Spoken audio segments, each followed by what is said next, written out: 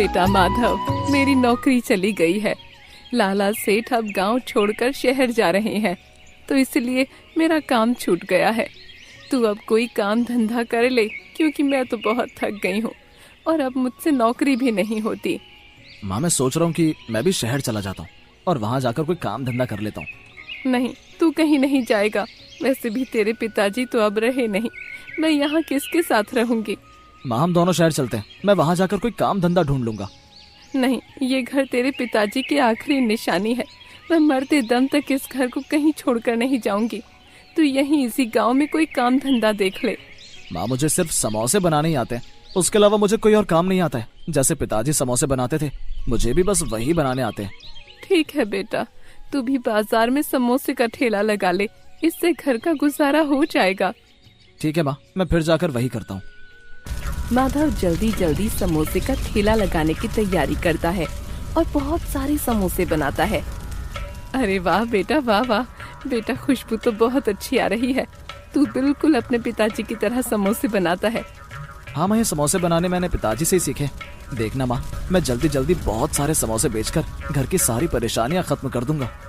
हाँ बेटा, देख लियो, अब सब ठीक हो जाएगा। माधव के ठेले पर बहुत सारे ग्राहक खड़े होते हैं, लेकिन नंदू हलवाई की दुकान पर सिर्फ मक्खियों के अलावा और कुछ नहीं होता।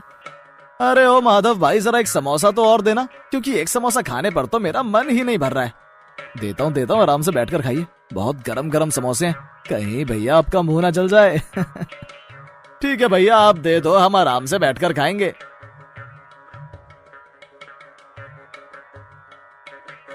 ऐसे ही एक एक करके माधव के ठेले से सारे समोसे बिक जाते हैं और सभी ग्राहक आराम से बैठकर और स्वाद से समोसे खाते हैं। ये समोसे जो नहीं खाएगा वो बहुत पछताएगा। क्यों, सही कहा ना मैंने कुमती चाची? हाँ हाँ बेटा, तू सही कह रहा है। मैंने पहले भी इसकी बगल वाली दुकान से समोसे खाए हैं, लेकिन इस पूरे गांव में ऐसी कोई दुकान या ठेला नहीं है जिस पर इतने अच्छे समोसे मिलते हो। ये समोसे बहुत लाजवाब हैं। हाँ चाची, यहाँ के समोसे जो कोई भी खाएगा वो बार बार मांगेगा। माधव जल्दी से सारे के सारे समोसे बेचकर अपने घर चला जाता है।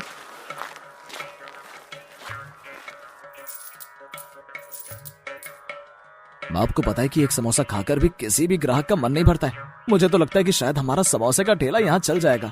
हाँ बेटा, तू सही कह रहा है, हमारा ठेला यहाँ चल जाएगा। हाँ माँ, लेकिन ये चिल्लर मैं कब तक ऐसे रोज रोज गिनूंगा? माधव बेटा, बूंद बूंद से ही घड़ा भरता है। तू चिंता मत कर, जल्द ही हमारे भी बहुत अच्छे दिन आएंगे और तुझे ये चिल्लर नहीं गिननी पड़ेगी।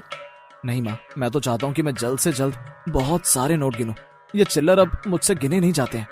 बेटा, ऐसे रातों रात बड़ा आदमी नहीं बना जाता। तू समझ, धीरे धीरे करके ही हम सारी परेशानियों को दूर कर पाएंगे। हाँ माँ, मैं समझ गया हूँ कि अब क्या बोलना चाह रही हो। शायद माँ तुम सही कह रही हो। अगले दिन माधव बाजार में ठेला लगाता है और उसके ठेले पर ग्राहकों की भीड़ लगी होती है। ये देखकर नंदू हलवाई अपने कारीगर छोटे लाल से कहता है, देख रहे हो छोटे लाल, सभी ग्राहक कैसे दौड़ दौड़ कर उस नए समोसे वाले के पास जा रहे हैं और मेरे पास कोई भी नहीं आ रहा है। लेकिन ये भूल गए हैं कि जो पुराना होता है वही अच्छा होता है। बाकी तो बेकार सामान मिलाकर समोसे बेच रहे हैं। ये सब बातें नंदू माधव को सुना रहा होता है। लेकिन मालिक, यहाँ तो सभी लोग उस ठेले वाले के समोसे की तारीफ कर रहे हैं। हाँ, अभी तो सही है, लेकिन कल को जब सबका पेट खराब होगा ना, तब सबको पता लगेगा कि किसके समोसे बेकार हैं और किसके समोसे अच्छे हैं। नंदू ये सब बातें माधव को सुना रहा होता है। ये सब सुनकर माधव गुस्से में अपने मन ही मन में बोलता है, ये बस मेरे काम को बंद करने के लिए झूठी अफवाह फैला रहा है। ऐसा करने से मेरे समोसे बेचने का धंधा बंद नहीं हो सकता है। मुझे पता है कि जो भी सच्चाई के रास्ते पर चलता है उसके साथ कभी कुछ गलत नहीं हो सकता है। जो बुरा करता है, भगवान उन्हें वक्त आने पर सही जवाब दे देता है। सरपंच नंदू की दुकान के आगे आकर रुक जाता है। आइए आइए सरपंच जी, क्या चाहिए आपको, मुझे बताइए। आइए, मेरे पास सब चीजें हैं, अच्छी और शुद्ध। कोई भी मिलावटी वाली चीज मैं नहीं रखता हूँ। अरे नहीं रे, मैं तो माधव समोसे वाले का ठेला ढूंढ रहा हूँ। मैंने सुना है कि उसके ठेले पर स्वादिष्ट समोसे मिलते हैं। तुझे पता है क्या कहाँ पर है ठेला उसका? नंदू और सरपंच की बातें सुनकर माधव सरपंच को अपने ठेले के पास बुलाता है और कहता है, आइए सरपंच जी आइए, मैं ही हूँ माधव समोसे वाला। क्या तुम ही समोसे वाले माधव हो जिसके समोसे पूरे गांव में मशहूर हैं? जी सरपंच जी, आप बिल्कुल सही जगह पर आए हैं। आइए बैठिए, थोड़ा ठंडा पानी पीजिए और समोसे खाइए। हाँ हाँ ठीक है मैं बैठ जाता हूँ। मैंने तुम्हारे समोसे की बहुत तारीफ सुनी है, इसलिए मैं यहाँ पर तुम्हें बहुत बड़ा ऑर्डर देने आया हूँ। 2 दिन बाद मेरे बेटे का जन्मदिन की पार्टी है, इसलिए मैं तुम्हें 1000 समोसे का ऑर्डर देने आया हूँ। सरपंच के ऑर्डर के बारे में सुनकर नंदू के तो होश उड़ जाते हैं। आप चिंता मत कीजिए, मैं आपको 1000 समोसे बनाकर समय पर आपके घर भिजवा दूंगा। हाँ ठीक है, मेरे घर पर भिजवा देना। ऐसा कहकर सरपंच वहाँ से चला जाता है। हे राम, मैंने माधव के धंधे को बंद करने के लिए कितने प्रयत्न किए, लेकिन कुछ भी काम नहीं आया। हाय राम, ऐसे तो वो और मशहूर हो जाएगा। नहीं, मैं ऐसा नहीं होने दूंगा। मैं उसे मेरे बरसों की मेहनत पर ऐसे पानी नहीं फेरने दूंगा। मुझे कुछ करना पड़ेगा। क्या करूं समझ नहीं आ रहा है कि मैं ऐसा क्या करूं जिससे एक तीर से 2 निशाने लग जाएं। सरपंच जी का ऑर्डर भी मुझे मिल जाए और माधव का धंधा भी बंद हो जाए। हाँ, एक उपाय सूझा है मुझे। अगले दिन माधव सरपंच के बेटे के जन्मदिन की पार्टी के लिए मेहनत से समोसे बना रहा होता है। अरे बेटा माधव, खाना तो खा ले, सुबह से ये समोसे बनाने में लगा हुआ है। आजा चल, मैंने तेरे लिए खाना गर्म कर दिया है। खाना खा ले और थोड़ी देर आराम भी कर ले। चल आजा। माँ, मैं समोसे बनाकर आऊंगा। सरपंच जी ने मुझे समोसे का बहुत बड़ा ऑर्डर दिया है। अगर सरपंच जी खुश हो गए तो फिर माँ, हमें किसी बात की परेशानी नहीं होगी। समझ गई ना तुम माँ? हाँ बेटा, मैं समझ गई। माँ, बस ये समोसे हो गए हैं। मैं सारे समोसे अच्छे से टोकरी में ढककर रख देता हूँ। माधव सारे समोसे टोकरी में ढककर खाना खाने चला जाता है।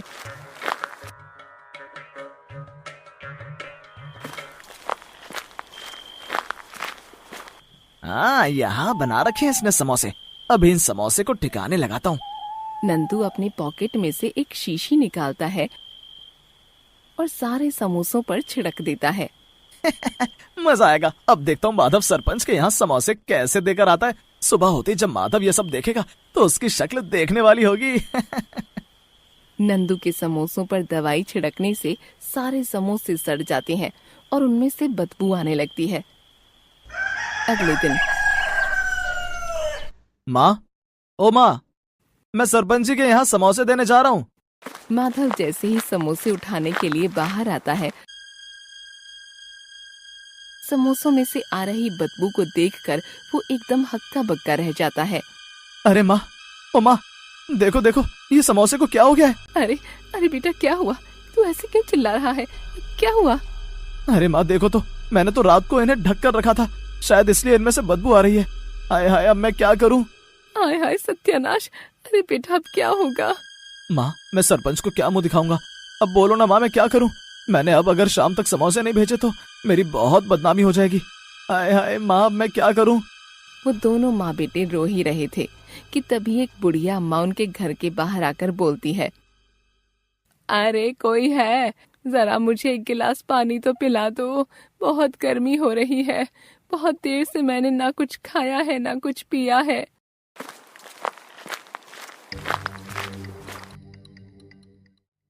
हाँ, आइए बूढ़ी अम्मा, आइए, बैठिए, मैं अभी पानी लेकर आता हूँ। पानी पिलाने में कौन सी बड़ी बात है? आइए मेरे साथ, मैं आपको पानी देता हूँ। माधव बूढ़ी अम्मा को अपने घर में ले जाता है। घर में जाकर बूढ़ी अम्मा के मुंह में पानी आ जाता है समोसों को देखकर। अरे वाह बेटा, क्या बात है। समोसों में से एक समोसा मुझे भी दोगे? बहुत भूख लगी है, मैंने सुबह से कुछ नहीं खाया। एक समोसा दे दो। बुढ़िया अम्मा, इन सारे समोसे में से तो बदबू आ रही है। तो क्या हुआ बेटा, इनमें से ही मुझे एक समोसा दे दो ना। कृपा करो, एक समोसा दे दो, भगवान तुम्हारा भला करेगा। माधव समोसे की टोकरी में से एक सही सा समोसा निकालकर बुढ़िया अम्मा को खिला देता है और पानी देता है। बूढ़ी अम्मा वो समोसा बहुत मजे से खाती है। अरे वाह बेटा, ये समोसे तो खाने में बहुत अच्छे हैं। बहुत स्वादिष्ट समोसे बनाए हैं। मेरा तो एक समोसे खाकर मन ही नहीं भरा। बुढ़ी अम्मा, ये तो ठीक है, लेकिन मेरे साथ एक बहुत बड़ी समस्या हो गई है। पता नहीं कैसे ये सारे समोसे में से बदबू आ रही है। मैं अब कैसे सरपंच जी को अपना मुंह दिखाऊंगा? बेटा तू परेशान मत हो, जो मेहनत करता है उसको मेहनत का फल अवश्य मिलता है। तुम परेशान मत हो। बताओ, मैं तुम्हें मेरी भूख और प्यास बुझाने का क्या दूं? बुढ़िया अम्मा माधव को अपनी टोकरी देती है। तुम ये टोकरी ले लो बेटा, शायद ये तुम्हारे किसी काम आ जाए। ठीक है बेटा, अब मैं चलती हूँ। ठीक है बूढ़ी अम्मा, आप आराम से जाइएगा।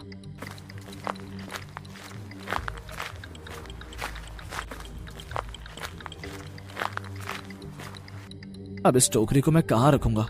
चलो ठीक है, ये बचे कुछ समोसे मैं इस टोकरी में रख देता हूँ। माधव सारे बचे खुचे समोसे उस टोकरी में रख देता है।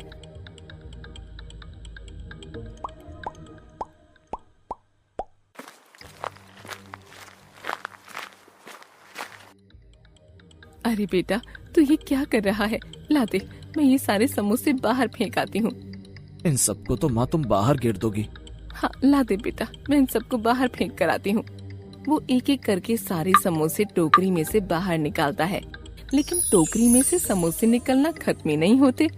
ऐसा करते करते उसकी 2-3 बड़ी बड़ी परातें समोसों से भर जाती हैं, लेकिन टोकरी में से समोसे निकलना खत्म नहीं होते। अरे अरे, ये क्या हो रहा है? इतने सारे समोसे कहाँ से आ गए? बेटा, मेरे को लगता है कि शायद ये टोकरी कोई जादुई टोकरी है। चल बेटा, एक काम कर, जल्दी जल्दी से तू इस टोकरी में से समोसे बाहर निकाल दे और वो सारे समोसे तू सरपंच जी को दे आ। हाँ माँ, मुझे भी लगता है ये सब कमाल उन बूढ़ी अम्मा की इस जादुई टोकरी का ही है। ऐसे देखते देखते टोकरी में से 6-7 बड़ी बड़ी परातें भरकर समोसे निकल जाते हैं। बेटा जा, तू ये समोसे सरपंच जी के घर दे आ। हाँ माँ, मैं ये सारे समोसे सरपंच जी के घर दे आता हूँ। हे भगवान, शुक्र है तेरा, आज इस जादुई टोकरी की वजह से हमारी इज्जत जाते जाते बच गई। माधव सारे समोसे लेकर सरपंच के यहाँ जा रहा होता है कि तभी रास्ते में नंदू उसे देखकर हैरान हो जाता है कि उसके पास इतने सारे समोसे कैसे आए, क्योंकि उसके बनाए हुए समोसे तो उसने खराब कर दिए थे।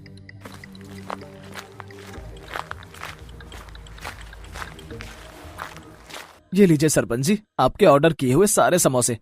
क्या बात है माधव, तुमने तो सारे समोसे समय पर बनाकर दे दिए। ये लो तुम्हारी मेहनत का फल। माधव वो सारे समोसे सरपंच को दे देता है और सरपंच उसे पैसों से भरी पोटली देता है।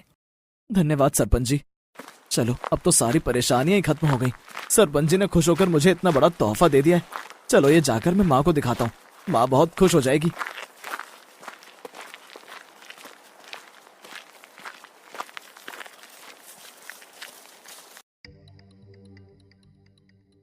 माँ माँ, देखो ये सरपंच जी ने कितने सारे पैसे दिए। देखो माँ, देखो। हाँ बेटा, ये तो बहुत सारे पैसे दिए हैं सरपंच जी ने। देखा बेटा, मैंने कहा था ना कि मेहनत करने वालों की भगवान जरूर सुनता है। माँ, अब हमारे पास जब ये जादुई टोकरी है तो अब हमें किसी चीज की परेशानी नहीं होगी। अब हमें जब भी समोसे चाहिए होंगे तो मैं इस टोकरी में एक समोसा रख दूंगा और फिर हमें बहुत सारे समोसे मिल जाएंगे। ये सारी बातें नंदू सुन लेता है। अब मैं समझा कि माधव ने इतनी जल्दी इतने सारे समोसे कैसे बना दिए। रात होते मैं ये टोकरी उठाकर ले जाऊंगा।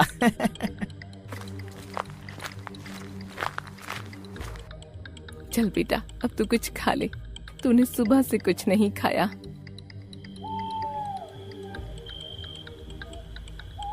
देर रात नंदू चुपके से माधव के घर टोकरी चुराने आता है। मैं अब जल्दी से अंदर जाकर ये टोकरी चुरा लेता हूँ। नंदू चुपके से माधव के घर में जाता है और टोकरी को चुराकर ले जाता है। नंदू टोकरी को अपने घर ले आता है। अब आएगा ना मजा। अब मैं इस टोकरी का इस्तेमाल करके देखता हूँ कि आखिर ये टोकरी कैसे अपना जादू दिखाती है। नंदू टोकरी में एक समोसा डालता है कि तभी उसमें कुछ जादू सा होता है और एक समोसे के बहुत सारे समोसे बन जाते हैं। अरे अरे, ये इस टोकरी ने तो एक समोसे के बहुत सारे समोसे कर दिए। क्यों ना मैं इसमें सोने की कोई चीज डालकर देखूं, क्या पता वो भी बहुत सारी हो जाए। नंदू टोकरी में जैसे ही सोने की चेन डालता है, वो चेन 2-3 गुना होकर निकलती है। अरे अरे, ये क्या, इसने तो ये इस चेन की 2-3 गुना चेन बना दी। मैं इसमें अब घर के सारे सोने के जेवर डाल देता हूँ, जिससे मैं बहुत बड़ा अमीर आदमी हो जाऊंगा। नंदू टोकरी में जैसे ही घर की सारी सोने की चीजें डालता है, वैसे ही टोकरी में से डरावनी आवाज आती है और जादुई रोशनी निकलने लगती है। अरे अरे, ये क्या हो रहा है? ये इसमें से कैसी आवाजें आ रही हैं और ये कैसी रोशनी सी निकल रही है। थोड़ी देर में टोकरी से धुआं निकलता है और नंदू की सारी सोने की चीजें टोकरी में से गायब हो जाती हैं। अरे अरे अरे, ये क्या हो गया? ये इसमें से सारे सोने की चीजें कहाँ गई? हाय, मैं तो लुट गया, मैं तो बर्बाद हो गया। ये क्या हो गया मेरे साथ? मेरी सारी सोने की चीजें कहाँ चली गई? हाय, मैं अब क्या करूं?